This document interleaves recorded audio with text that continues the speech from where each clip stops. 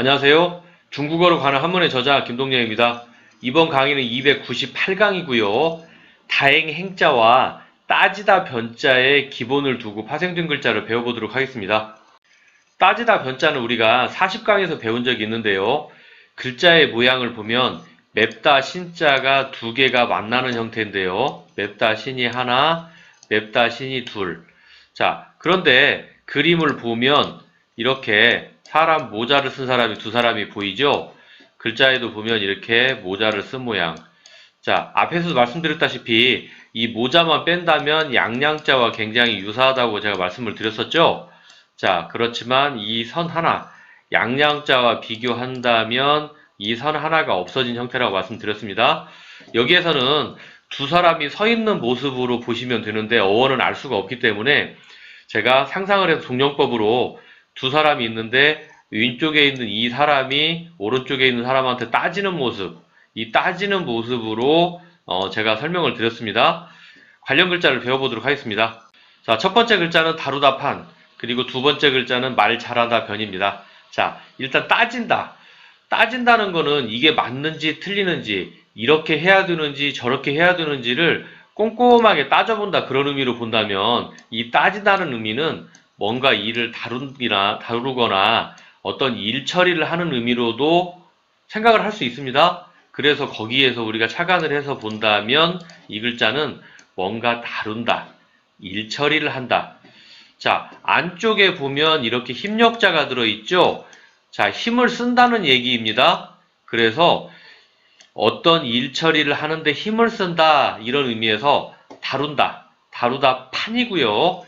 자, 이 글자에는 간체가 있는데요. 간체는 보면 이렇게 힘력자는 그대로 놓고, 자, 맵다 신자 양쪽에 있는 것을 이렇게 컴마 두 개로 바꾸었다는 걸 알 수 있습니다.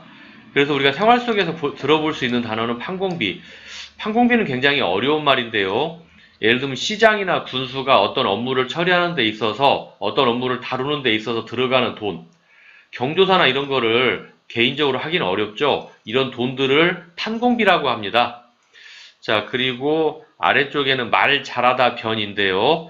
여기에도 보면, 자, 왼쪽과 오른쪽을 합치면, 자, 따지다 변이 되죠. 자, 따진다. 뭘로 따진다? 말로 따진다. 가운데에 보면 가운데 글자에 이렇게 말 언자가 들어있죠. 말로서 잘 따지는 사람이 누굴까요?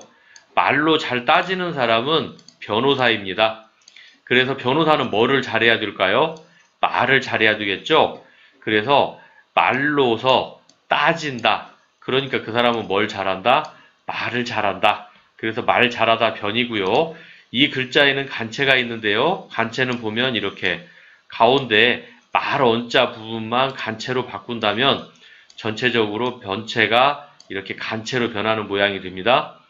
그래서 우리가 여기서 다루다 판, 말 잘하다 변을 배웠습니다. 자, 다음 글자는 구분하다 변. 자, 두 사람이 있는데 두 사람이 싸운다고 한번 생각을 해보겠습니다. 그 싸움 가운데 들어가 있는 건 뭡니까? 칼 도자죠.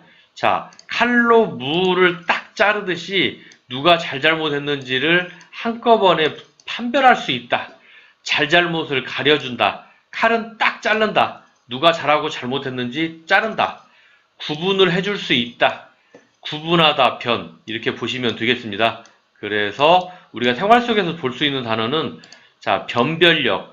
우리가 시험을 보고 나면 시험 문제가 굉장히 어려우면 실력이 있는 사람과 없는 사람을 확실하게 구분을 해줄 수 있죠. 그런 걸 보고 우리가 변별력이라고 합니다. 잘하는 사람과 못하는 사람을 구분해 준다라는 의미죠.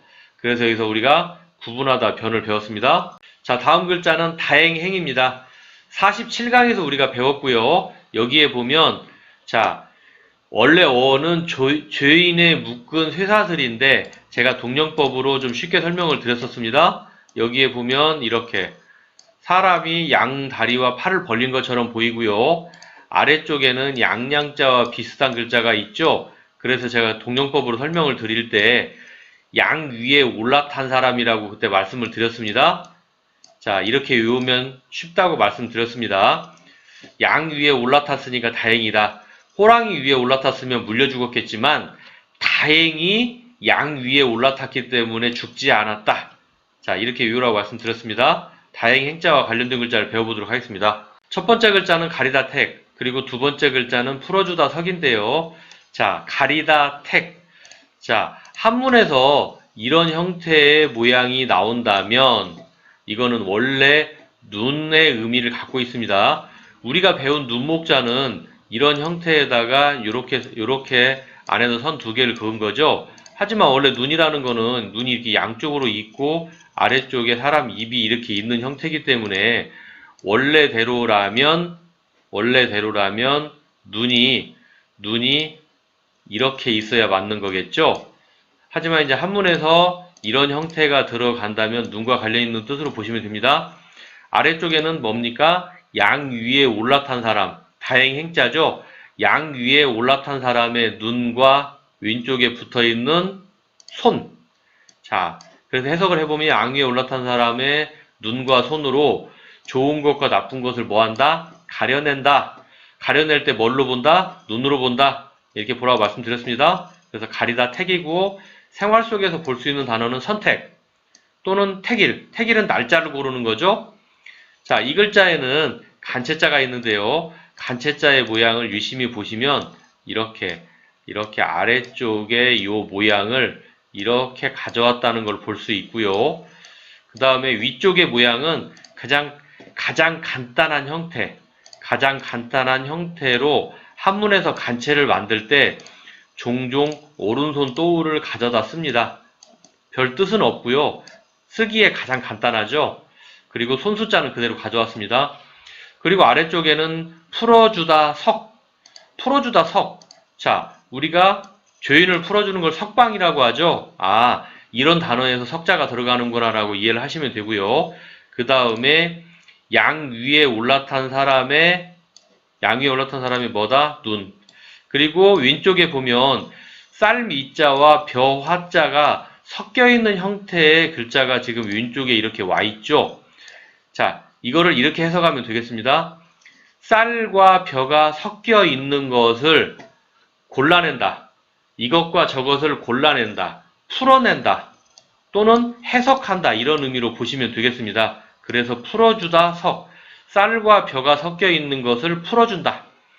이 글자에도 간체가 있는데요. 간체는 방금 전에 우리가 봤던 이런 형태를 이렇게 오른쪽으로 바꿨죠. 여기도 이런 형태를 오른쪽으로 바꾸면 전체적으로 간체의 모양이 형성이 되겠습니다. 그래서 생활 속에서는 해석, 석방 이런 단어가 있고요. 그래서 여기서 우리가 가리다 택, 풀어주다 석을 배웠습니다. 자, 다음 글자는 통역하다 역입니다. 통역이라는 것은 예를 들면 한국 사람과 중국 사람이 만났는데 서로 말이 통하지 않으면 가운데서 말을 연결을 해주는 사람 보고 통역사라고 하죠. 그래서 통역이라는 단어는 말 언자와 관련돼서 그 뜻을 풀이할 수 있고요. 그 다음에 오른쪽은 양 위에 올라탄 사람의 눈이다. 간체 모양도 앞에서 두 번 설명드렸지만 이런 형태로 바꾸면 간체가 되죠. 하지만 여기에서는 말 언자도 이렇게 간체로 바꾸어야 전체적인 간체 모양이 완성이 되겠습니다. 생활 속에서 볼 수 있는 단어는 통역 또는 번역. 통역은 말로 하는 거고 번역은 글자로 바꾸는 거죠.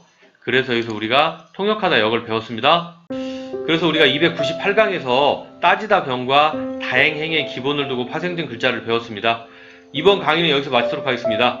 다음 강의에서 뵙도록 하겠습니다. 감사합니다.